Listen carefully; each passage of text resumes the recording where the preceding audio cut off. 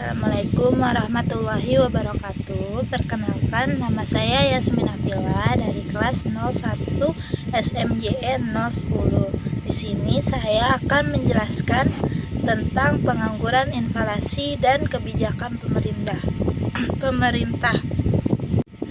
Apa sih pengangguran dan inflasi itu? Pengangguran dan inflasi adalah dua masalah ekonomi utama yang dihadapi setiap masyarakat. Pengangguran merupakan masalah yang sangat serius dan sangat mempengaruhi kondisi negara, karena jumlah pengangguran merupakan indikator majunya perekonomian suatu negara yang dapat menunjukkan tingkat distribusi pendapatan yang merata atau tidak di negara tersebut. Kebijakan pemerintah adalah kebijakan pemerintah fiskal, kebijakan pemerintah moneter, ada kebijakan pemerintah di segi penawaran. Nah, penjelasan ini akan saya jelasin di berikutnya. Di sini ada jenis-jenis pengangguran. Pertama, pengangguran berdasarkan penyebabnya. Pengangguran berdasarkan penyebabnya meliputi pengangguran normal dan pengangguran frisional. Apa sih pengangguran normal dan pengangguran frisional? Para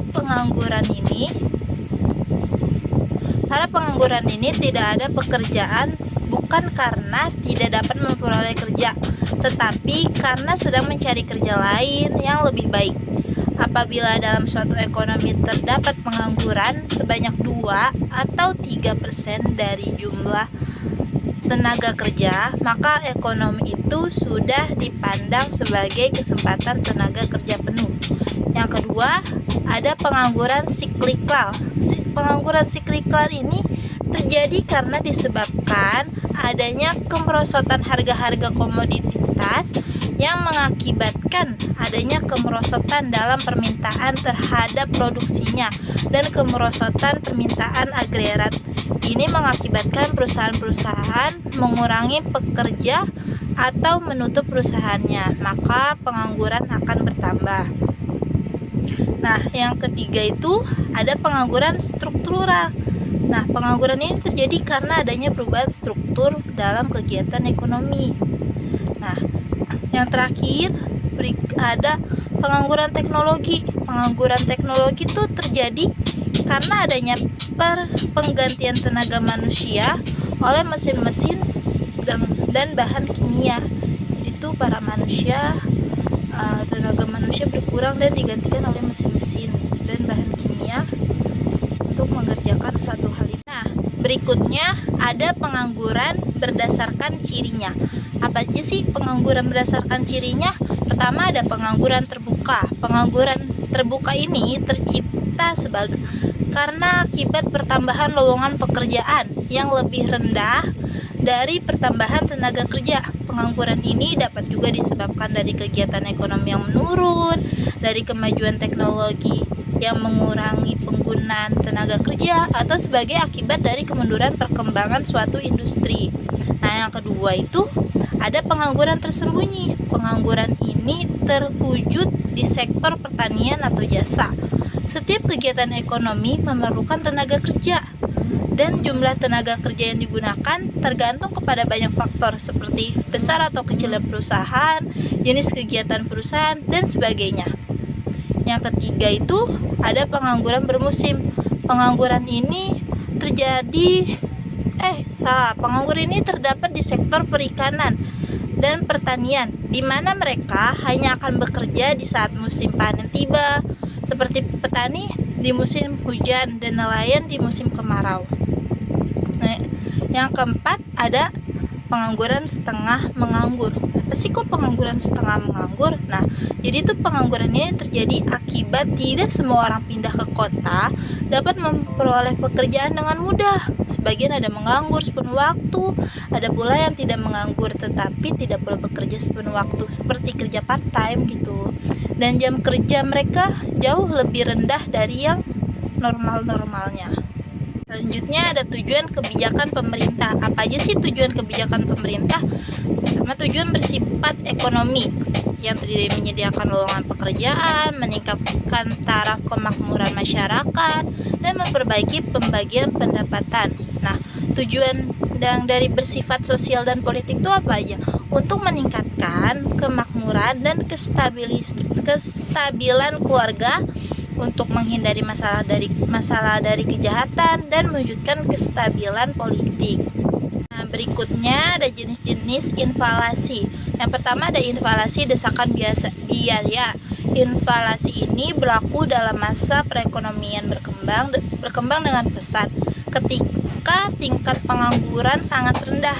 Apabila perusahaan masih menghadapi permintaan yang bertambah, mereka akan berusaha menaikkan produksi dengan cara memberikan gaji dan upah yang lebih tinggi kepada pekerjaannya dan mencari pekerja baru dengan tawaran pembayaran yang lebih tinggi nih. Langkah ini mengakibatkan biaya produksi meningkat yang akhirnya akan menyebabkan kenaikan harga berbagai barang.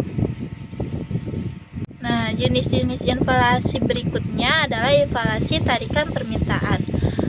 Inflasi ini merupakan kesempatan kerja yang tinggi, menciptakan tingkat pendapatan yang tinggi, dan menimbulkan pengeluaran yang melebihi kemampuan ekonomi. Mengeluarkan barang dan jasa, pengeluaran yang berlebihan ini akan menimbulkan inflasi. Inflasi ini biasanya terjadi pada masa perekonomian berkembang dengan pesat. Nah, itu bisa dilihat dari contoh tabel berikut. AS itu merupakan kurva penawaran agregat dalam ekonomi. AD1, AD2, AD3 permintaan agregat, Y1, Y2 pendapatan nasional, YF pendapatan nasional mencapai tingkat kesempatan kerja penuh, P1, PF, dan P2 itu tingkat harga naiknya. Jadi bisa dilihat kurvanya tuh dari contoh pada gambar tersebut. Jenis inflasi diimpor. Inflasi ini dapat juga bersumber dari kenaikan harga-harga barang yang diimpor. Inflasi ini akan wujud apabila barang-barang impor yang mengalami kenaikan harga mempunyai peranan yang penting dalam kegiatan pengeluaran perusahaan-perusahaan. Jenis inflasi selanjutnya ada inflasi merayap dan hiperinflasi. Nah, berdasarkan kepada tingkat kelajuan kenaikan harga yang berlaku, inflasi dapat dibedakan menjadi dua golongan, inflasi merayap dan hiperinflasi. Inflasi merayap adalah proses kenaikan harga-harga yang lambat jalannya. Yang digolongkan kepada inflasi ini adalah kenaikan harga-harga yang tingkatnya tidak melebihi 2 atau 3% setahun. Hiperinflasi adalah 2 atau beberapa kali lipat dalam masa yang singkat. Hiperinflasi juga mengendalikan harga, menetapkan harga maksimum, mencatu barang-barang kebutuhan pokok, membuat peraturan-peraturan yang melarang menyimpan barang, dan memberi subsidi kepada produsen-produsen. Nah, jenis inflasi selanjutnya ada inflasi merayap dan pertumbuhan ekonomi. Inflasi ini diperlukan untuk menggalakkan perkembangan ekonomi. Menurut ahli ekonomi, harga barang pada umumnya naik dengan tingkat lebih tinggi dari kenaikan upah. Maka dalam inflasi merayap, upah tidak akan berubah atau naik dengan tingkat yang lebih rendah dari inflasi. Sebagai akibatnya, kenaikan harga-harga yang berlaku terutama mengakibatkan pertambahan dalam keuntungan perusahaan-perusahaan. Untung yang lebih besar akan menggalakkan pertambahan investasi. Nah, di slide selanjutnya, sumber wujud hiperinflasi. Hiperinflasi seringkali berlaku dalam perekonomian yang sedang menghadapi perang atau kekacauan politik di dalam negeri. Dalam masa-masa seperti ini, pemerintah terpaksa menambah pengeluaran yang lebih jauh melebihi dari pajak yang dipungutnya. Salah satu cara ialah dengan meminjam dari bank sentral atau mewajibkan bank sentral mencetak lebih banyak uang. Perbelanjaan pemerintah yang berlebihan tersebut akan mempercepat pertambahan pengeluaran agregat. Pada umumnya, sektor perusahaan tidak akan mampu menghadapi kenaikan pengeluaran yang sangat berlebihan, dan sebagai akibatnya harga-harga akan naik dengan cepat. Nah, berikutnya ada efek buruk inflasi. Yang pertama itu melalui inflasi dan perkembangan ekonomi. Nah, efek buruk ini biaya yang terus-menerus naik menyebabkan kegiatan produktif sangat tidak menguntungkan. Maka pemilik modal biasanya lebih suka menggunakan uang untuk tujuan spekulasi. Antara lain, tujuan ini dicapai dengan membeli harta-harta tetap seperti tanah, rumah, dan bangunan. Oleh karena pengusaha lebih suka menjalankan kegiatan investasi yang bersifat seperti ini, maka investasi produktif akan berkurang dan tingkat kegiatan ekonominya menurun. Sebagai akibatnya, lebih banyak pengangguran akan terwujud.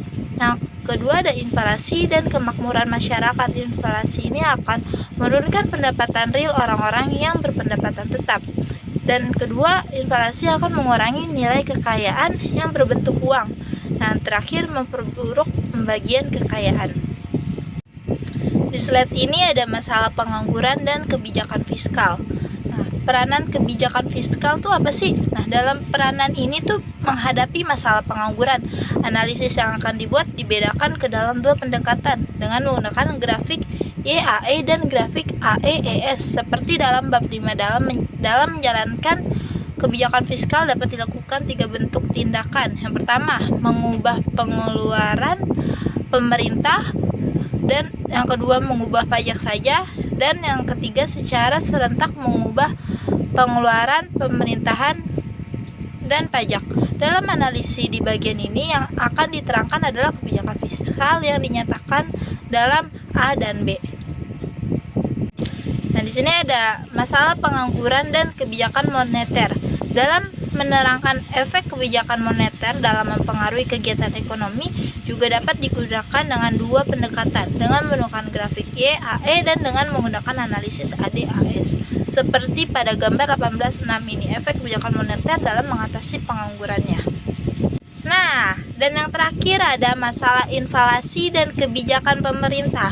Dalam menerangkan masalah inflasi, perlu dibedakan dua bentuk inflasi, yaitu inflasi merayap dan masalah inflasi yang lebih serius apabila tingkatnya melebihi 5%, mewujudkan inflasi 0% atau zero inflation secara terus-menerus dalam perekonomian yang berkembang adalah sukar untuk dicapai. Oleh sebab itu, dalam jangka panjang yang perlu diusahakan adalah menjaga agar tingkat inflasi berada pada tingkat yang sangat rendah. Misalnya, hanya mencapai 2 hingga 4% setahun. Mengusahakan untuk mencapai tujuan ini merupakan salah satu tugas utama dari Bank Sentral.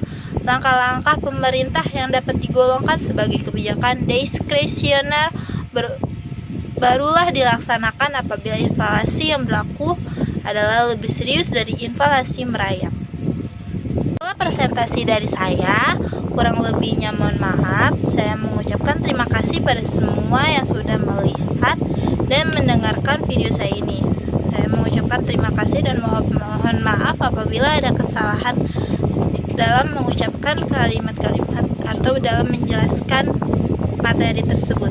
Terima kasih. Wassalamualaikum warahmatullahi wabarakatuh. Jangan lupa like, komen, dan subscribe.